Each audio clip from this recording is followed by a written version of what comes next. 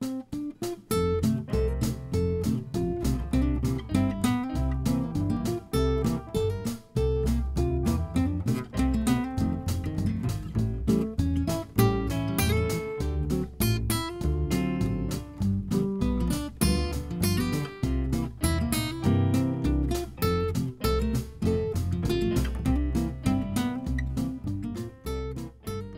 je m'appelle Éric Mézin, vous me connaissez tous? Non. Mais vous connaissez l'Office des affaires francophones? Non plus. L'Ontario est tellement grand, puis là, je parle pas du Québec, là, mais l'Ontario est tellement grand et on est tellement dispersés que nos petites pochettes se sentent minoritaires partout. Mais la francophonie en Ontario, c'est immense. Nous, on a fait des petites réunions au sein de la Clé durant l'été, puis on a rencontré tous nos employés, puis on parlait de « c'est quoi la francophonie pour vous? » Puis pour eux, la francophonie, c'est pas juste la communauté alentour, mais c'est eux autres mêmes. Nous sommes la francophonie, nous faisons partie de la communauté. Donc oui, on veut desservir la francophonie puis être au service de la communauté, mais nous autres aussi, on en veut des services. Puis travailler en français, avec des documents en français, avec des partenaires francophones, avec une direction qui comprend quand j'ai des problèmes en français, c'est important pour eux autres. On vient juste d'ailleurs la semaine dernière de partager les nouvelles données statistiques et on compte maintenant environ 611 000 francophones, à peu près. Les statistiques les plus récentes indiquent que les nouveaux arrivants francophones en provenance d'Afrique sont plus nombreux maintenant que les francophones nouveaux arrivants en provenance de France et d'autres pays. Oui, il y a des immigrants francophones qui aimeraient venir ici, sauf que la région n'est peut-être pas prête. Donc, comment on fait ensemble pour préparer la région, peu importe la langue de la personne qui arrive? C'est un peu ça, la francophonie canadienne d'aujourd'hui. Il y a tous les visages. Les francophones qui proviennent de toutes les parts du monde, d'Afrique, d'Asie, etc. Vous avez des Vietnamiens, tout ça. C'est dire que nous avons une communauté très forte, une communauté qui est en train de grandir. Et c'est très important. Et comme on va le voir, c'est que bien qu'au niveau du Canada, le français est en baisse, mais il y a un regain avec les nouveaux arrivants. Ça demande un courage extrême de quitter son pays, de faire le mouvement, de venir ici, d'essayer de s'intégrer à une nouvelle vie, nouvelle culture, nouvel climat, pour ceux qui viennent d'Afrique. Donc, c'est déjà tellement investissement d'énergie et de volonté qu'on va les laisser tomber à terre. Moi, c'est ce que je vois. Il faut être à l'écoute des différentes communautés francophones, les jeunes en particulier. Pourquoi les jeunes, d'après vous? Pourquoi faut-il être à l'écoute des jeunes? C'est la relève, parce que c'est eux qui se font assimiler par l'anglais.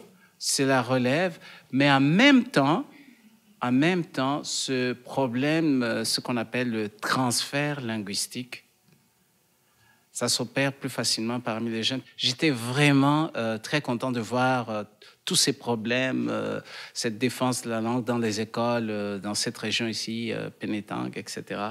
Est-ce que cette ardeur-là de défendre la langue française, ça continue encore à exister aujourd'hui? Alors, je pense que les francophones se regroupent surtout en moment de crise, de façon très active dans les médias, sur la place publique. Mais quand il n'y a pas une crise, ça ne veut pas dire qu'on ne fait pas la lutte pareil. Oui, tu as raison. S'il n'y a pas de crise, on ne réagit pas. On devient un peu complaisant. Donc, c'est peut-être un petit peu ça, que ce soit à Pénétangue ou n'importe où ailleurs, il n'y a pas vraiment de moment rassembleur. C'est dû à ça. Sur le manque de ressources francophones, quand il y a une femme qui vient à la maison d'hébergement, on n'a pas beaucoup de ressources francophones. On n'a pas des dépliants en français, on n'a pas grand-chose comme ça. Puis c'est difficile de garder du personnel francophone dans la maison d'hébergement. Le personnel francophone, ils viennent, ils travaillent peut-être 1 an, puis après ça, ils partent pour la grande ville. La francophonie a besoin de leadership, puis elle a besoin que le leadership se renouvelle aussi. Les gens, à un moment donné, deviennent fatigués d'être ceux qui font toujours avancer les dossiers. Donc ça, c'est important qu'on réussisse à engager les jeunes et à développer leur leadership. La francophonie a aussi besoin de ressources, je pense, pour se développer. Ça aide toujours quand les ressources sont au rendez-vous. Puis je dirais que particulièrement en santé, Si on veut améliorer l'accès puis que ça donne du soutien à la communauté, il va falloir surtout travailler le dialogue avec le système de santé pour que ce système-là comprenne mieux les besoins des francophones, puis aussi que les francophones comprennent mieux le système puis qu'on arrive à trouver des solutions ensemble. Vraiment, tu vois là où la capacité des ressources humaines commence à faire preuve qu'on a besoin des DG dans un organisme anglophone qui sont bilingues pour comprendre les deux côtés de la médaille, si vous voulez, là. On n'a pas beaucoup de solutions. On travaille avec ce qu'on a, puis on fait ce qu'on peut. La population que je travaille avec, c'est les femmes victimes de violences. Puis pour eux, s'exprimer en anglais quand c'est pas leur première langue, c'est pas la langue qu'ils communiquent avec, c'est difficile. Ils s'expriment pas de la même façon, ils vont pas se défendre de la même façon.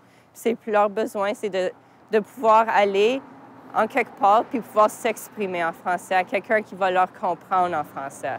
Je passerai un message à la communauté francophone en lui disant le plus possible d'exprimer ses besoins directement à l'entité et dans le système de santé quand c'est possible. Participer aux foires, c'est prioritaire. Parce que comme je disais tout à l'heure, on crée des partenariats, on connaît c'est quoi les services offerts.